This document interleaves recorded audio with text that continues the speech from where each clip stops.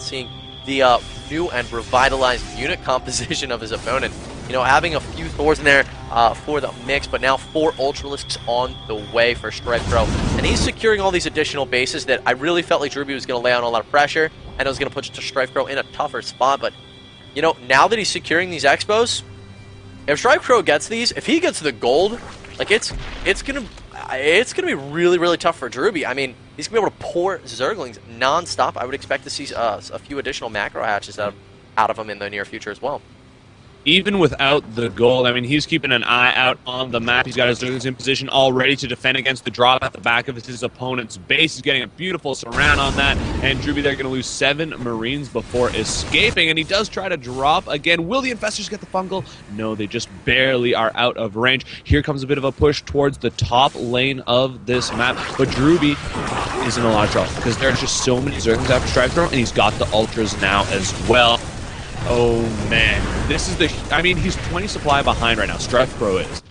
But I don't think it matters. I think that he's just going to like roll over DrewBie's spread out and segmented army. And there was an Infestor play over at DrewBie's third, which he's trying to clean up right now, and it's going to allow StrifeCro to just come right in here, deny the gold base of DrewBie. And if DrewBie tries to engage, he's just got a few units here. The Ghosts are going to be huge, and they need to get some clutch snipes in on those Ultralisks. So here come the Lings, getting a nice concave there on the Lings and Siege, or on the Marines and Siege 6. Ultras coming in to do huge amounts of splash damage here, and it looks like Thor being lifted up into the medevacs. Now additional Marines coming to reinforce, and here's the reinforcement army that DrewBie really needed. If this army had all been together at once, I think we would have seen that army from StrifeCro cleaned up pretty easily. But I want to point out the worker count right now for DrewBie is actually essentially even with that of DrewBie and StrifeCro have the same amount of workers. And I mean, StrifeCro has the gold, which normally this is a map where Terran is the one to secure the gold, and he lost that planetary that was there. But he's making planetaries everywhere, not orbitals. He's got an orbital going down for this 5th, all the way to the right. But other than that, planetary to 4th, planetary to his 3rd. Counterattack's going to be pretty difficult for StrifeCro to do here.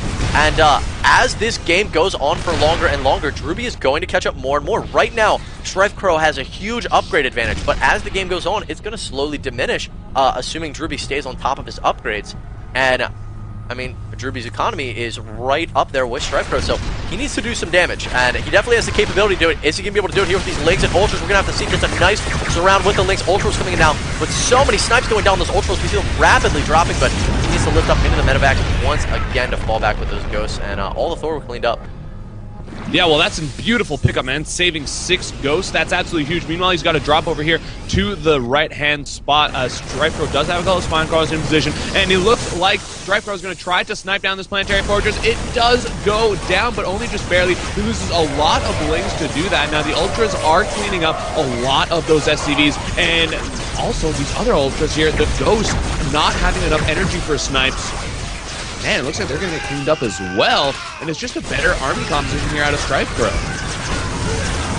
Yeah, I mean, tier 3 Zerg units, you know, you really need a lot of Ghosts as Terran to deal with them. Ultras and even Broodlords, very difficult units to deal with. So now StrifeCro getting these Infestors up into the 5th, and you know, he's really doing a good job at using his upgrade advantage, his macro advantage in general at this point now to capitalize upon the weaknesses of DrewBie. You know, he's getting these Infestors in here, dropping some infested Terrans, and they're just going to shoot at these mules and make these mules run away. And they're going to lose so much mining time. They can't stay here and mine. They're just going to die.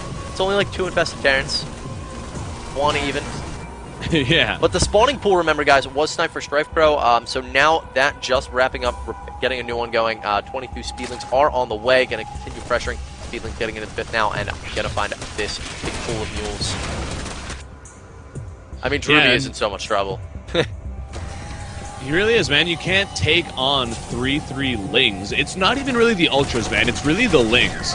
The Lings do so much damage with Adrenal Glands in 3-3. It's actually pretty crazy. Now, in he comes. He's going to deny this 3rd base yet again. Huge fungal went down on a bunch of those Marines. We see they're all in the red, in the orange. And now with the flanking Zerglings, oh, man, this is going to be pretty scary. Ultralists here, they're just whittling it down. And this whole group of Marines is going to just all of a sudden turn into a pool of blood. It's so low on health because of that constant stimming.